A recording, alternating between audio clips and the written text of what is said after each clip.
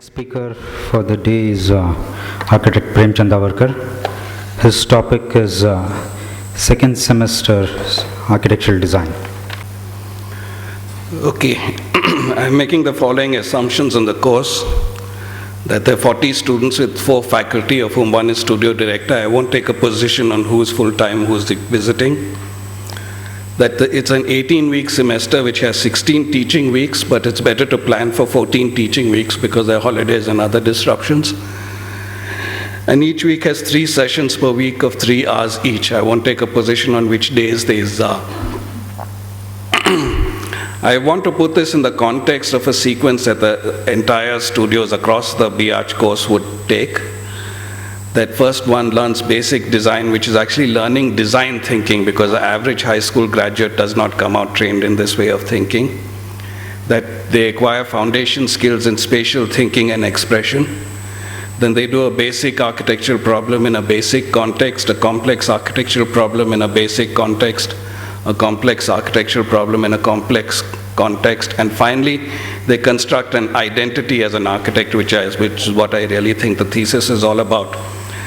So I see this studio that I'm talking about as being the first architectural design studio. So it's dealing with a basic architectural problem in a basic context, for which I have to make certain assumptions on what the prerequisites are.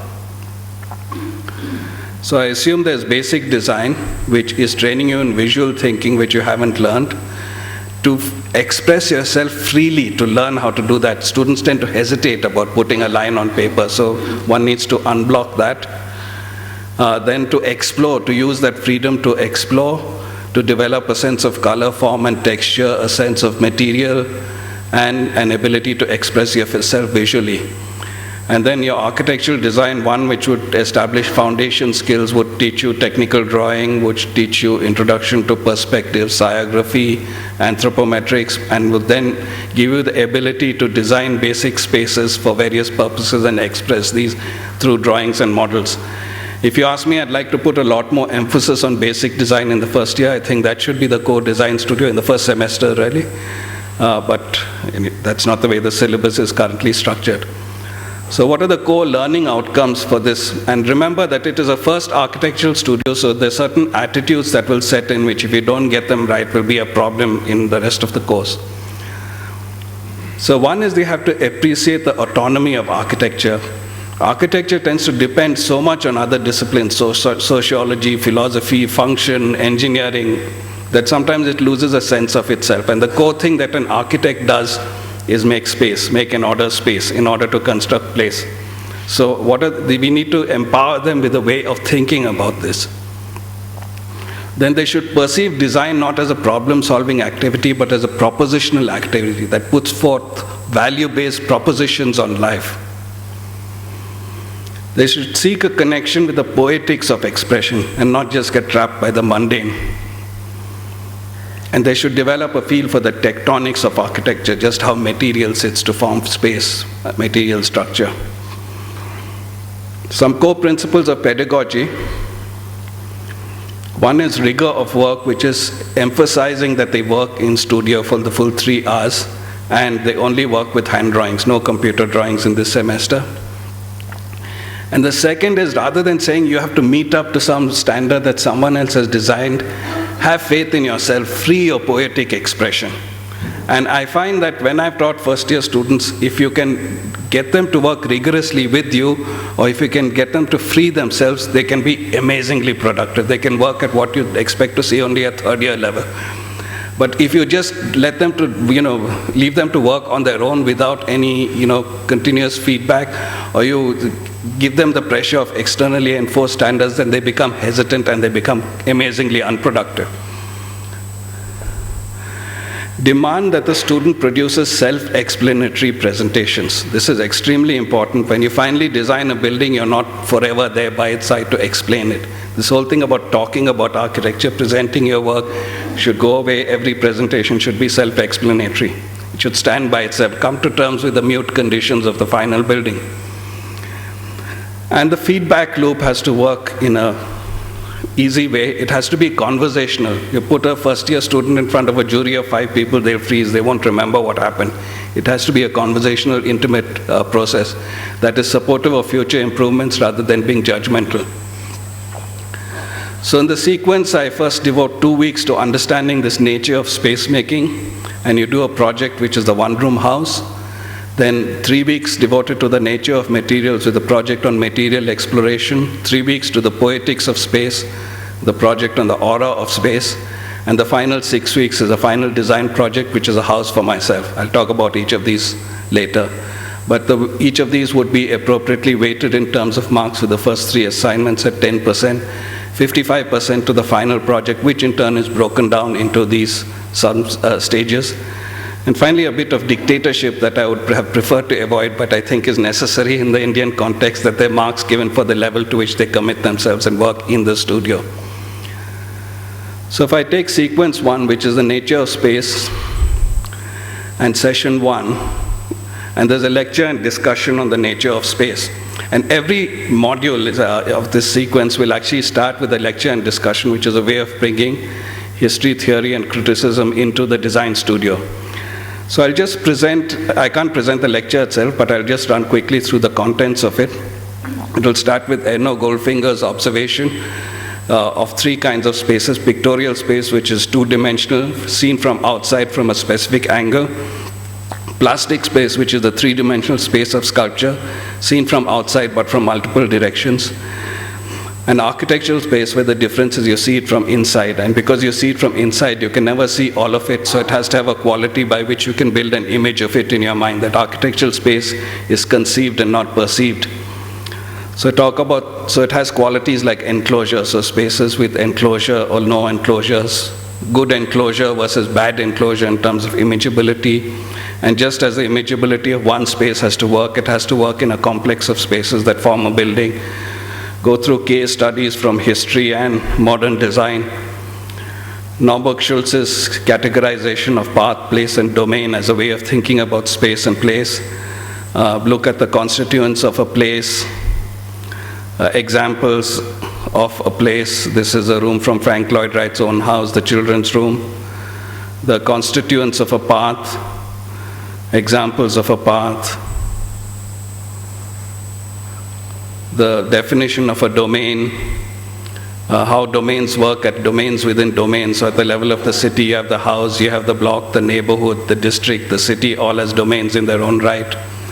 And then show how these actually tackle existential questions, like the development of the church in Europe, which changed due to its changing position in society. So started off as a path-oriented project, and over the centuries starts evolving into a place-oriented project.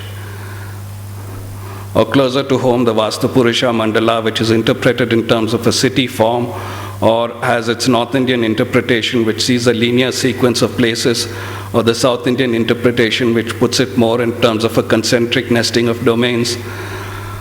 And you get hybrid versions also. Introduce the notion of ambiguity, multiple perceptions in space, which can be done with very simple plans. An example, the 9-square plan, which is a classic plan in history.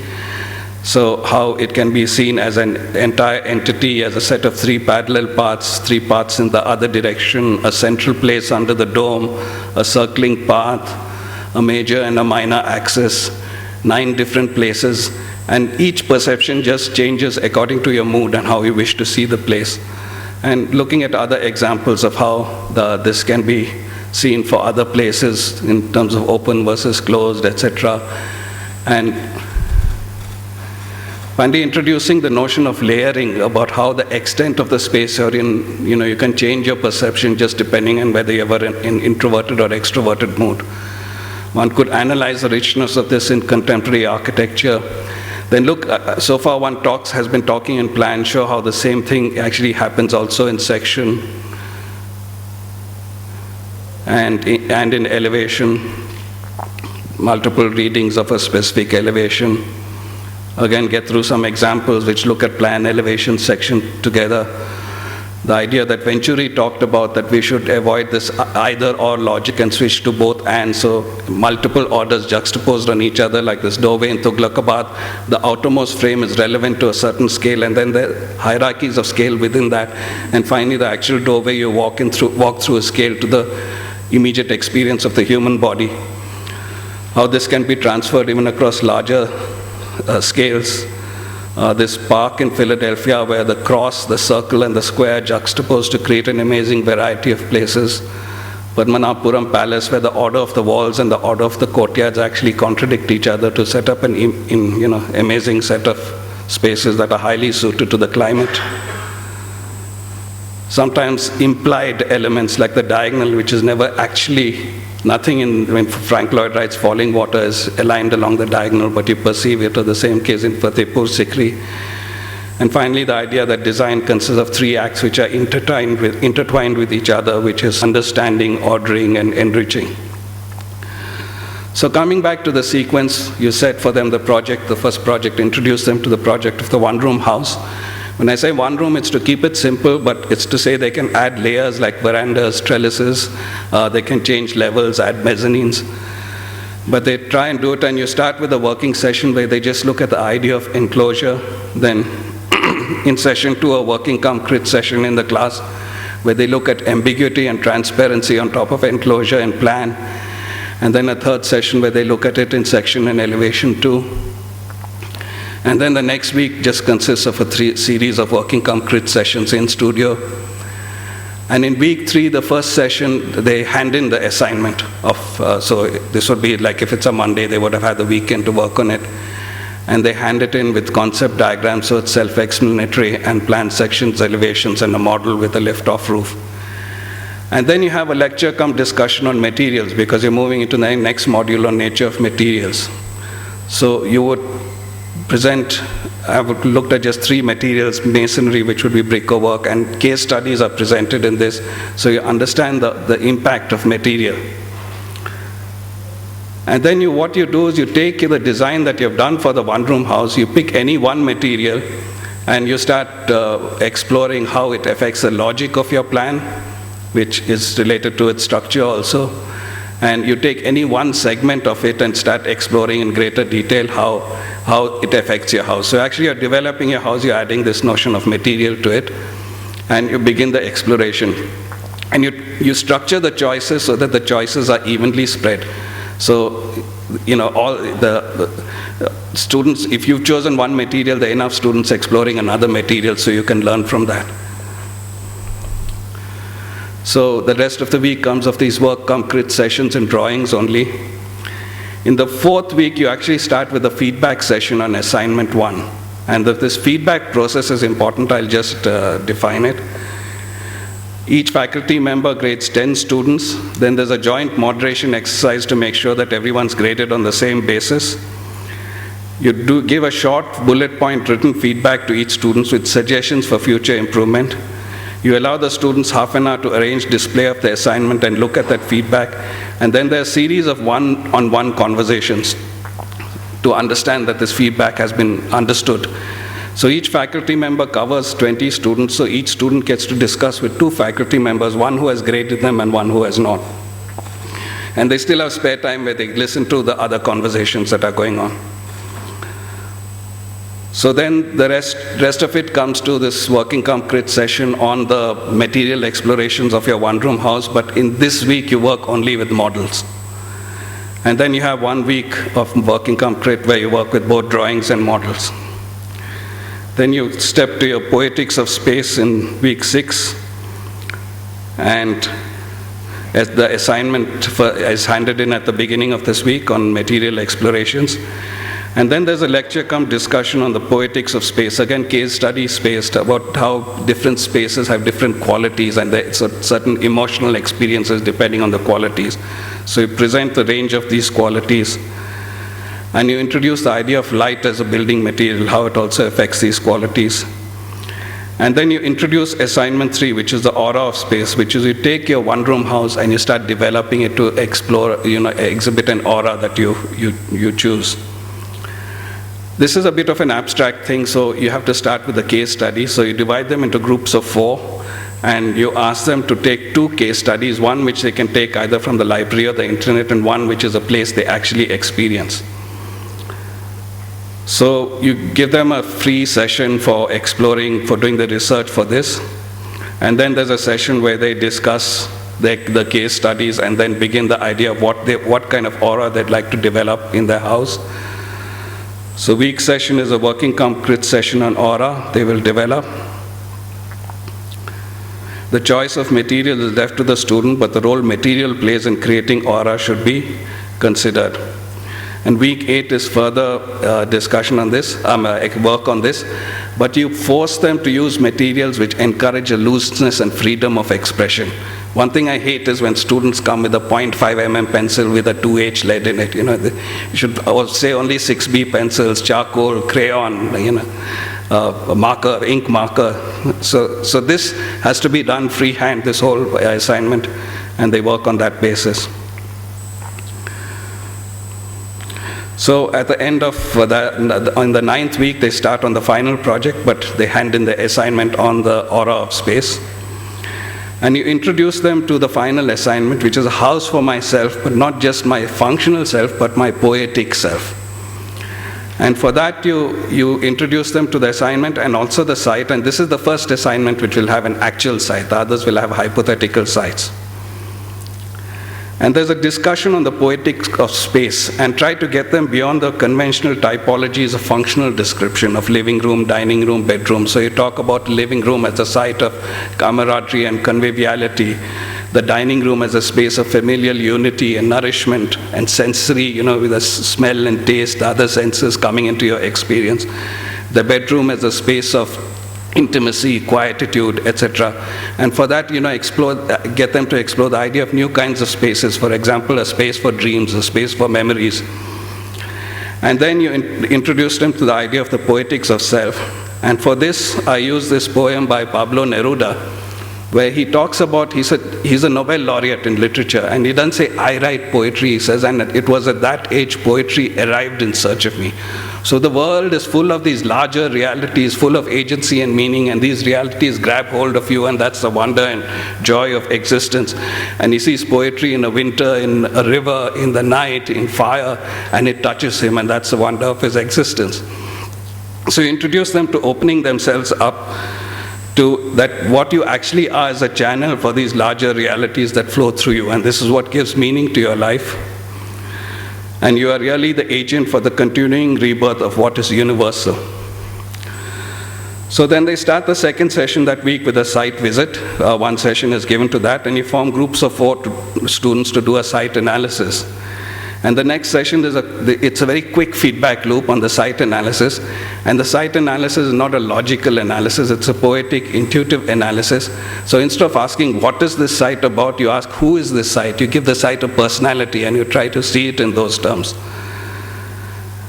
And then in week 10, you ask them to begin by handing in a poem that they have written so ask them to express the poetics of themselves, of how the poetics of what this house is going to be, and write it in a short poem that is a maximum 1 page long. And you also have a feedback session on assignment 3. And then you have working crit sessions on concept development. Week 11, at the first stage, they hand in a presentation on their concept, plus they have the chance to adapt their poem. Then there are working crit sessions on design exploration. And week 12, you continue these working crit submissions. At the end of week 12, you hand in your preliminary design it's at the end of that studio period. You don't get to go home to work on it. And week 13 is again a session on design exploration. And then week 14 is focused more on the development of the final presentation. The final assignment is concept diagrams, again, so that the presentation is self-explanatory, planned sections, elevations, model with lift-off roof, and sketches in ink marker, crayon, charcoal, mediums like that, which are as expressive as possible. Then they have the final jury, which follows a different format from the conventional one. That you have 4 external and 4 internal jurors. The internal jurors are the studio faculty. You have a 6.5-hour work session plus lunch break. It's my last slide. The first hour is spent in silence because the schemes are supposed to be self-explanatory. So that the jurors just spend its time in silence understanding the schemes so that when they start interacting with the students, they know what each student has done. Then they organize into pairs. Each pair has one external, one internal juror. Each pair has an individual conversation with a student, 10 minutes per conversation. So you handle 20 students in 3.5 hours, so each student has a conversation with 2 pairs. And again, they get time to listen to other conversations also. Then for 1 hour, you gather in a collective group discussion where everyone shares their thoughts of what the studio has been about, looking back on, on it, or what the jurors think. Students also contribute their opinion.